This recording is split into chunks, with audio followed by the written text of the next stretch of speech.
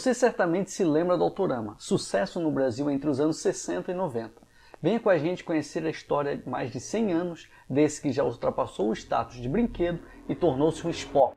Eu sou Guilherme Matti, esse é o canal Miniás e hoje a gente vai contar a história.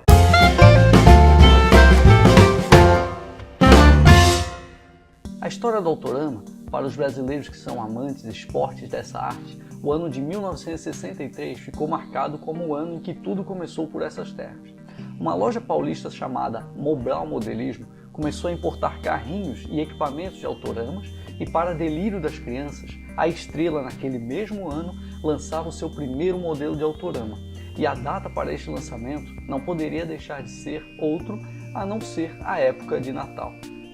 Mas antes desse lançamento, temos que voltar ainda um pouco mais no tempo, pois antes de chegar ao Brasil, o autorama já era um brinquedo que fascinava muita gente. A história começa mesmo em 1886, e o protagonista da vez foi um alemão chamado Carl Benz, que ficou conhecido como o pai dos carros modernos, quando apresentou naquele ano o primeiro carro concebido para funcionar sendo impulsionado por um motor. O nome da invenção patenteada por ele foi Benz Patent Motorwagen. Desde o seu primeiro surgimento, é inegável o fascínio que o carro exerce na sociedade e não demorou até que esse fascínio tomasse as prateleiras em forma de miniaturas que os representassem. Mas faltava uma coisa nos brinquedos, talvez a coisa mais fantástica daqueles veículos, o motor. E como não poderia deixar de ser, foi também na Alemanha, em 1908, pelas mãos da empresa Marlin Bros, que finalmente os desejos foram satisfeitos, quando esta promoveu o desenvolvimento do primeiro carrinho de brinquedo movido a motor. Este primeiro modelo consistia de um carrinho em miniatura correndo através de um trilho. Nesta fase, o trilho do carrinho era mais parecido com o trilho do trem do que propriamente uma estrada, mas quem liga? As pistas foram introduzidas alguns anos mais tarde, em 1912, pela empresa norte-americana Lionel, que produzia e comercializava os primeiros carros elétricos que corriam por suas pistas, cujo centro corria uma fenda responsável por alimentar com eletricidade os motores desses carrinhos. Na tela você vê o modelo Bearcat da fabricante Stutz, um dos carros pioneiros nas corridas estadunidenses, que foi o modelo que serviu de inspiração para este primeiro modelo de autorama elétrico. O que se sucedeu a partir daí não foi um sucesso total, pois o hobby, além de não ser barato, não trazia a real sensação de combustão no motor, que era o que fascinava os pilotos. Então vários experimentos e campeonatos foram travados com carrinhos movidos a diesel em dois principais formatos. O primeiro consistia em uma pista circular, onde o carrinho era preso por um fio de arame resistente a um poste que ficava exatamente no centro do circuito. Cada carrinho corria de uma vez no circuito e ganhava o que fosse mais rápido. Já o segundo formato consistia nas pistas com fendas que não permitiam que os carros saíssem do percurso e aí sim pudessem competir lado a lado. Essas formas de corrida, apesar de emular bem o real funcionamento de um carro, não permitiam aos pilotos realmente pilotarem suas máquinas, e sim simplesmente serem espectadores torcendo até o motor parar. Nada muito animador, né? Os anos se passaram e as indústrias perceberam que realmente a eletricidade era a melhor forma de alimentar esses motores, mas ainda havia muita coisa a explorar. Naquela época, final dos anos 30, muitas fabricantes lançaram seus próprios sistemas de trilhos, porém nenhum com muita significância. O avanço dessas décadas, entre 30 e 40, foram mesmo dos carrinhos, propriamente ditos, pois até então os motores não tinham variação de velocidade, sistemas de direção e luz elétrica. O ano de 1938 trouxe todas essas novidades através dos carros da já veterana Marlin. A variação de velocidade se dava pelo uso de reostatos, cujo princípio ainda é amplamente utilizado. Este vídeo mostra este modelo em funcionamento, simplesmente espetacular.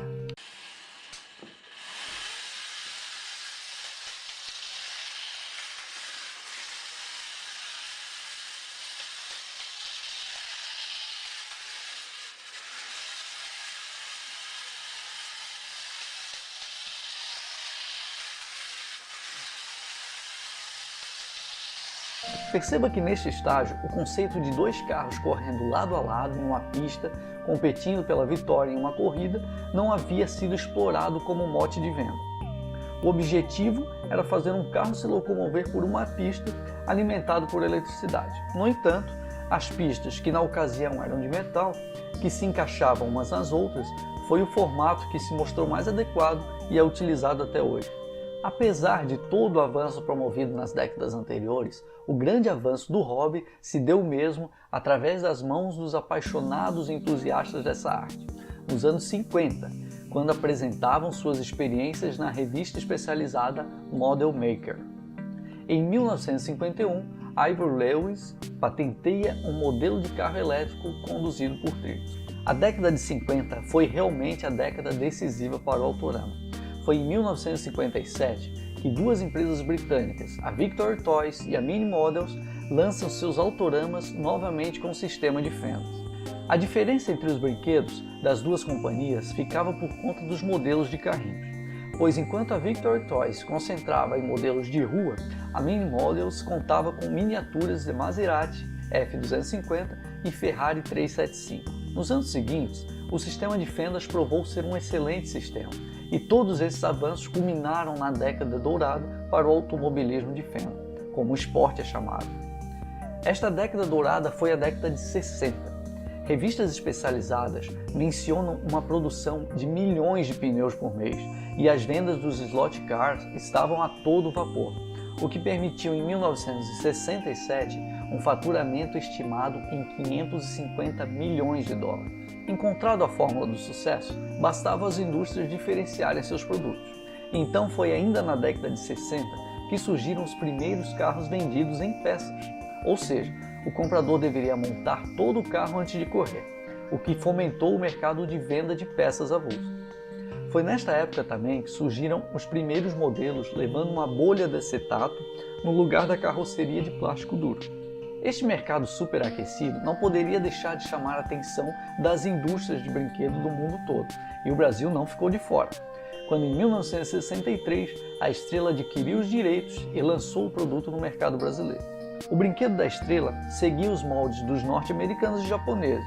O kit inicial vinha com 2 carrinhos e seus controles e as pistas plásticas, sendo estas separadas em partes, ou seja, era preciso encaixar cada curva e cada reta umas nas outras até que a pista estivesse completamente pronta para a corrida. A Estrela havia acertado no produto, mas acertou ainda mais quando em 1964, durante as férias de julho, organizou uma grande corrida para promover as disputas de autoramas. O local escolhido foi o ginásio do Departamento de Educação Física e Esportes, em São Paulo. Apoiado por diversas lojas da cidade, conseguiu atrair mais de 1.000 inscritos. Na foto histórica desse evento, que durou uma semana inteira, quem aparece à direita é nada mais nada menos que Emerson Fittipaldi, o garoto até então desconhecido de 15 anos apelidado de Rato. A final ocorreu num sábado e Emerson estava entre os finalistas, mas acabou ficando em terceiro colocado. Veja alguns outros modelos da Estrela da década de 60. Nos anos 60, com autorama em alta, a Estrela também vendia os carros separadamente, assim como as peças para os carros. Naquela década, o autorama era mesmo a sensação do momento. Uma reportagem da Folhinha, um caderno do jornal Folha de São Paulo, em edição de 16 de abril de 1967, contava a história dos locais em São Paulo onde a criançada se encontrava, cada um levando seu carrinho e controle, e corriam em pistas de 16 e 42 metros. Você pode conferir a matéria completa da Folhinha através do link disponibilizado em nosso blog, ok? minias.com.br, lá no artigo sobre a história do autorama. Nesta época, a Fórmula 1 estava crescendo no mundo. Apesar de ter surgido na década de 50, no Brasil ela não era difundida, até que em 1972 a pista de Interlagos foi usada pela primeira vez pelo evento. E já no ano seguinte, 1973, a primeira corrida valendo pontos, o que colocou o país definitivamente no calendário oficial do evento. Também em 1972, a Rede Globo começou as transmissões de Fórmula 1, o que foi um sucesso imediato. Ainda mais com o ídolo brasileiro da época como piloto, Emerson Fittipaldi, que naquele mesmo ano conquistou seu primeiro título mundial. Em um golpe de sorte, já que Emerson era um exímio piloto de autorama, a Estrela começa a partir de então pegar carona no sucesso da Fórmula 1 ídolo brasileiro e começa a lançar diversos modelos de Autorama que seguiam esta linha. Foi uma fusão perfeita. O brinquedo que já era sensação uniu-se ao esporte ascendente e super emocionante de supercarros, tendo um ídolo brasileiro como garoto propaganda. Precisava de mais alguma coisa? A cada novo ídolo brasileiro ou evento histórico para a Fórmula 1, o Autorama se beneficiava. Na década de 80, um dos ídolos do automobilismo brasileiro foi Nelson Piquet, que conquistou ao longo de sua carreira 3 títulos mundiais. Teve também a linha Stock Car do Nelson Piquet, onde até a marca Fiat se beneficiava, devido à parceria com a Estrela, que produzia uma réplica do carro da marca. Em 1984, o grande ídolo brasileiro chega muito bem à Fórmula 1, e é claro que a gente está falando de Ayrton Senna. Com seu carisma, corridas incríveis e 3 títulos mundiais só faziam crescer a paixão pelo esporte e, consequentemente, davam uma impulsionada nas vendas do Autorama. Piquet e Senna aparecem juntos nesse comercial datado de 1986. Dá só uma olhada. Faça parte você também da equipe Estrela de Autorama. Nelson Piquet e Ayrton Senna estão esperando você para emocionantes rachas. Autorama dos campeões, Nelson Piquet e Ayrton Senna. E falando no ídolo, após a sua morte em 1994, o Jornal Nacional revelou em matéria que o brinquedo preferido de Senna era mesmo Autorama. Veja. E até na pista de brinquedo, ele deixou a marca do gênio. Estes carrinhos correm mais do que um Fórmula 1. A câmera mal consegue acompanhar os pegas na reta. Para não sair da pista e não bater, é preciso ser muito bom piloto. Por isso mesmo, o Autorama se tornou o brinquedo preferido de Ayrton Senna em São Paulo. Esse vídeo gravado no ano passado mostra um Ayrton quase menino, que não consegue deixar de brincar e se diverte desafiando os amigos. Aqui nesse Autorama, Ayrton Senna misturava um pouco a brincadeira com a realidade, porque para ele só existia uma determinação: correr e ganhar. E quando ele não ganhava, reclamava dos auxiliares, como reclamava nas pistas dos mecânicos da Fórmula 1. Ayrton se queixa do motor, diz que a pista tem ondulações demais e compara o pessoal que arruma os carrinhos à sua antiga equipe, a McLaren. Hoje os amigos rivais se reuniram no Autorama para lembrar o melhor deles. Deixaram livre a pista azul, a preferida de Ayrton. Ayrton também dominou os truques do Autorama e, pelo menos nesta pista, a Williams do campeão, com a bandeira vencedora, permanece intacta. A miniatura virou monumento. Mas a Estrela não se limitou apenas à Fórmula 1, porque ainda nos anos 80 ela lançou uma variação do Autorama. Desta vez a corrida seria com motos. O nome? O mais óbvio possível: Motorama. Bem, antes de passar para a reta final da nossa história, gostaria de lembrar você que curte nosso trabalho, você também pode nos apoiar. Acessando minias.com.br/apoio, você vai poder escolher entre 13 minifigures como esta para levar para sua casa ou presentear quem você gosta. Dessa forma você vai estar nos ajudando, pois apesar de fazer com muito carinho, dá muito trabalho e é muito tempo de dedicação para deixar tudo redondinho para você. Então vai lá, passa lá, minias.com.br/apoio, curta esse vídeo, se inscreva nesse canal, isso também ajuda bastante, beleza? Vamos continuar nossa história? Então vem comigo. Voltando ao Autorama, o brinquedo continuou ao longo do tempo, mas foi perdendo notoriedade, assim como também o desempenho dos pilotos brasileiros na Fórmula 1 foi decaindo após a morte do Senna em 94. Em 2013, a Estrela lançou uma edição especial do Autorama em comemoração aos 50 anos do brinquedo. Mas dizem que, como adquirir os direitos de imagem de Felipe Massa era um custo exorbitante e o retorno não valeria o investimento, optaram por fazer uma edição especial tendo o Stock Car e Cacá Bueno como protagonistas. Este modelo já não está mais à venda pelo site oficial. Ao contrário do que muita gente pensa, o Autorama não pode ser considerado somente um brinquedo.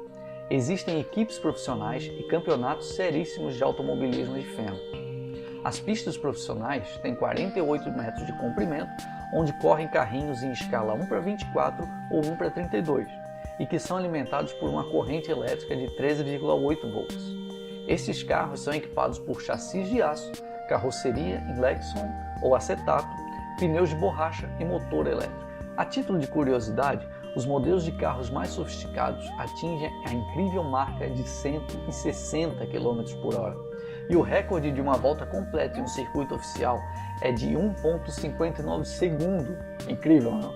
Hoje em dia, a Estrela em seu site ainda comercializa o brinquedo, agora pelo nome de Super Autorama DMX.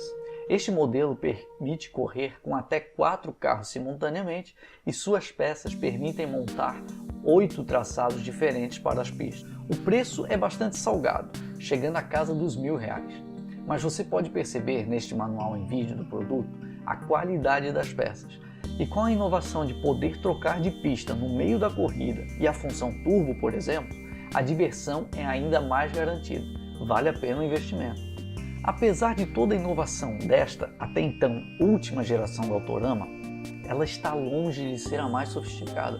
Imagine você um Autorama cujos controles são os seus próprios smartphones.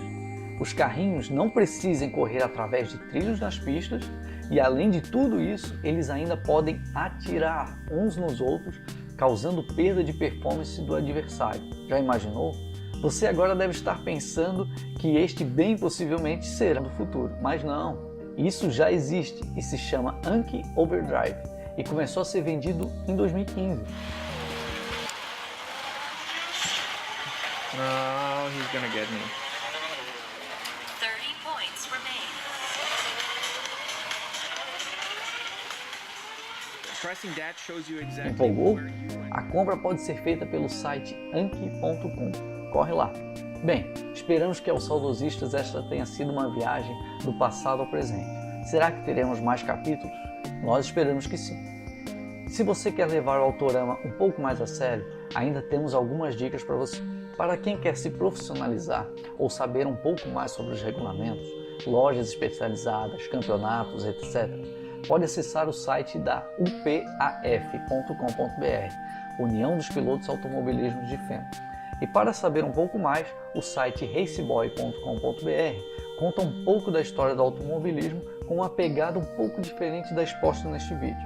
Agora é com você. Como foi essa viagem no tempo? Você brincou com o Autorama? Deixe pra gente nos comentários aqui embaixo, ok? Então é isso, pessoal. Não se esqueçam de curtir esse vídeo para ajudar na divulgação, se inscrevam no canal para receber novos vídeos e, claro, acessem sempre o blog para mais conteúdos bacanas como esse, minias.com.br. Grande abraço, falou, valeu!